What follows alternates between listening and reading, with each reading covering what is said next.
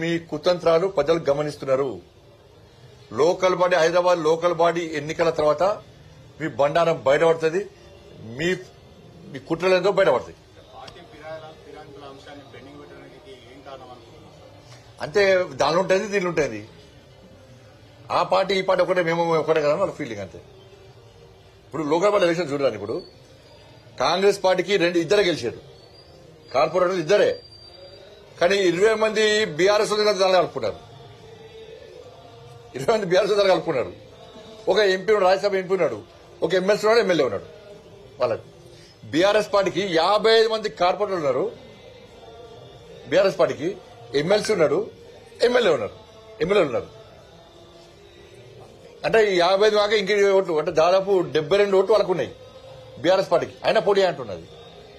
MIM పార్టీకి 44 కార్పొరేటర్లు ఉన్నారు, 8 మంది ఎమ్మెల్యేలు ఉన్నారు, ఎంపీ ఉన్నాడు.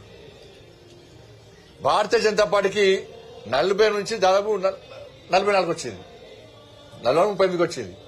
మాకు ఎంపీ ఉన్నారు, ఎమ్మెల్యే ఉన్నాడు, ఎమ్మెల్సీ ఉన్నాడు. మాకు బలం లేకుండా పోటీ చేస్తున్నాం, మేము బలం లేకుండా పోటీ చేస్తున్నాం. వాళ్ళకు బలమును కూడా పోటీ చేస్తలేరు. వాళ్ళ పార్టీ నాయకుల మీద, వాళ్ళ పార్టీ కార్యకర్తల మీద వాళ్ళకే విశ్వాసం లేదు. ఏంటంటే ఎంఐఎం పార్టీని గెలిపించాలని చెప్పి 2 పార్టీలు ప్రయత్నిస్తారు. తెలంగాణ సమాజం ఆలోచించాలి.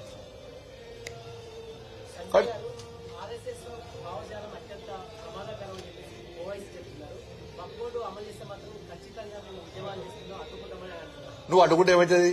నువ్వు ఏ నిరంజన్, నువ్వు పార్లమెంట్లో నీ తాత వచ్చి అడ్డుకున్నా కూడా ఆగదు. అది 100% జాయింట్ పార్లమెంటరీ కమిటీ చేసారు. అన్ని పార్టీల కోరిక మేరకు, అన్ని పార్టీల విజ్ఞప్తి మేరకు ఆ జేపీసీ అనేది దేశవ్యాప్తంగా పర్యటించింది, అందరి అభిప్రాయాలు తీసుకున్నది, ఒక నివేదిక తయారు చేసింది. ఆ నివేదిక అనుగుణంగా రేపు పార్లమెంటుకు ఎప్పుడైనా ఆ బిల్లు రావచ్చు, ఆమోదం పొందడం ఖాయం. నువ్వు అడ్డుకుంటేమన్నది, నువ్వు ఓల్డ్ సంవత్సరానికి తుపాకీ కత్తి నిప్పించోడంటారు. నేను ఆర్ఎస్ఎస్ ఈ దేశంలో సనాతన ధర్మం కోసం, ఈ దేశం కోసము ధర్మం కోసం పనిచేసే క్రమశిక్షణ గల సంస్థ ఆర్ఎస్ఎస్. ఇది మేం చెప్పింది కాదు, ఇంకా అప్పుడున్న ఇందిరాగాంధీ గారే చెప్పారు. ఆర్ఎస్ఎస్ అంటే ఏందో, ఆర్ఎస్ఎస్ అంటే ఎంఏ పార్టీకి భయం, ఆర్ఎస్ఎస్ అంటే కాంగ్రెస్ పార్టీకి భయం, ఈ పార్టీలకు భయం ఆర్ఎస్ఎస్ అంటే. కాబట్టి దేశము, ధర్మము, సమాజం అనేటువంటి ఒక విధానంతో, ఒక నినాదంతో హిందూ సమాజం యొక్క సంఘటితం కోసం నిత్యం ఈ దేశం కోసం, దేశంలో ఏ అభద్రం వచ్చినా, ఎక్కడ ఇబ్బంది వచ్చినా వాళ్ళ సేవా కార్యక్రమంతో పాటు దేనికైనా సిద్దమై ఉండేటువంటి సంస్థ ఆర్ఎస్ఎస్. ఆర్ఎస్ఎస్ ఏ రోజు కూడా ఈ దేశంలో బాంబులు పేల్చినటువంటి, బాంబు దాడులు చేసిన వ్యక్తులను ఎన్కౌంటర్ చేస్తే శవయాత్రలు చేయలే.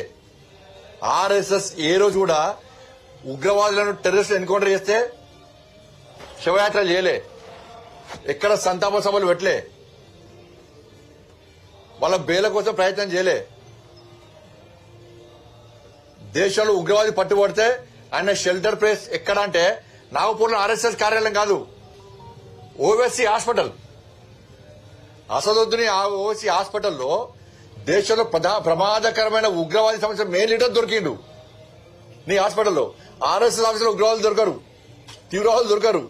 నీ ఓవర్సిటీలో గాని, నీ హాస్పిటల్లో గాని, నీ దారు స్థలంలో గాని ఉగ్రవాదులు, టెర్రరిస్టులకు ఒక అడ్డగా మారింది. ఆర్ఎస్ఎస్ ఆఫీసులో దేశభక్తులు ఉంటారు, ఈ దేశం కోసం పనిచేసే వ్యక్తులు ఉంటారు. ఇది ఆర్ఎస్ఎస్ కున్న తేడా.